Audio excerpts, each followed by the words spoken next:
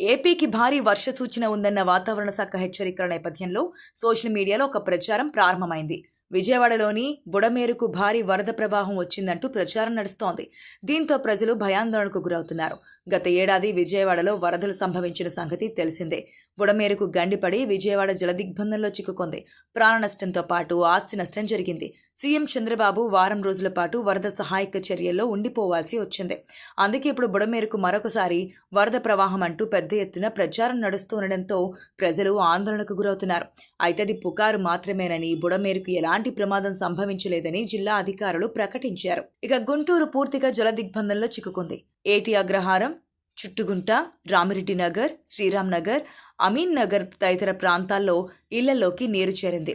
Corporation రైతు బజార్లు, మిర్చి యార్డుల్లోకి నీరు చేరింది. కంకరగుంట, ఆర్యూబీ 3 వంతెనల వద్ద రాకపోకలు నిలిచిపోయాయి. పీకలవాగు, కొండవీటివాగు ఉధృతంగా ప్రవహిస్తుండటంతో నగరంలోకి రాకపోకలు నిలిచిపోయాయి. నాగార్జున విశ్వవిద్యాలయం హాస్టళ్లలోకి నీరు ప్రవేశించడంతో విద్యార్థులు నిచ్చెనలతో బయటకు వచ్చారు. విజయవాడలో డ్రైన్లు పొంగడంతో మధురానగర్, విజయదుర్గానగర్ తదితర ప్రాంతాల్లో బుడమేరు కట్ట మీద ఉన్న దాదాపు 40 ఇళ్లలో నీరు చేరింది. విజయవాడ పాతబస్తీ, కొత్తపేట, కేబిఎన్ కళాశాల ప్రాంతాల్లో నడుం లోతు నీరు చేరింది. పడమట పిఎన్టీ కాలనీ జలమయమైంది. పెదకూరపాడు, అమరావతి, సత్తెనపల్లి, పిడుగురాళ్ల మండలాల్లో భారీ వర్షాలు కురిశాయి. గుంటూరు మాచర్ల మార్గంలో అనుపాలెం వద్ద వాగు పొంగింది. ఉమ్మడి కృష్ణా జిల్లాలో చెల్లపల్లి, అవనిగడ్డ, పామర్రు, కంకిపాడు, గూడూరు తదితర మండలాల్లో నాట్లు వేసిన పొలాలు నీట మునిగాయి. గత ఏడాది సెప్టెంబర్లో విజయవాడలో వరద ముంచెత్తిన విషయం ఇంకా కళ్ల ముందు కదలాడుతూనే ఉంది.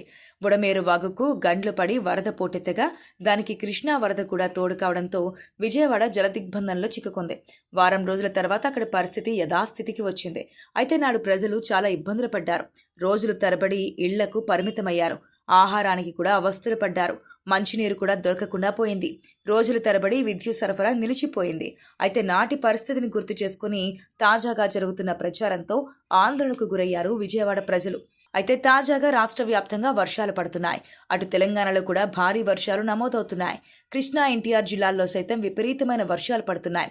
ఈ క్రమంలో బుడమేరులో నీటి ప్రవాహం పెరిగింది. కానీ గండ్లు పడే స్థాయికి మాత్రం లేదు. దీంతో సామాజిక మాధ్యమాల్లో బుడమేరుకు మళ్లీ వరద అంటూ ప్రచారం ప్రారంభమైంది. విజయవాడ నగర ప్రజలతో పాటు వివిధ ప్రాంతాల్లో ఉండే వారి బంధువులు ఒక్కసారిగా ఆందోళనకు గురయ్యారు. దీంతో కృష్ణా జిల్లా అధికారులు ప్రకటన జారీ చేశారు. బుడమేరుకు మళ్లీ వరదనే పుకార్లను ఎవరూ నమ్మవద్దు అంటూ విజ్ఞప్తి చేశారు. బుడమేరుకు ఎలాంటి ముప్పు ప్రమాదం లేదని చెప్పుకొచ్చారు. ప్రజలు భయాందోళన చెందవద్దని కోరారు. అయితే రాష్ట్ర ప్రభుత్వం ముందస్తు చర్యల్లో భాగంగా బుడమేరు పరివాహక ప్రాంతాలపై నిఘా పెట్టింది. పర్యవేక్షణకు గాను అధికారులను నియమించింది.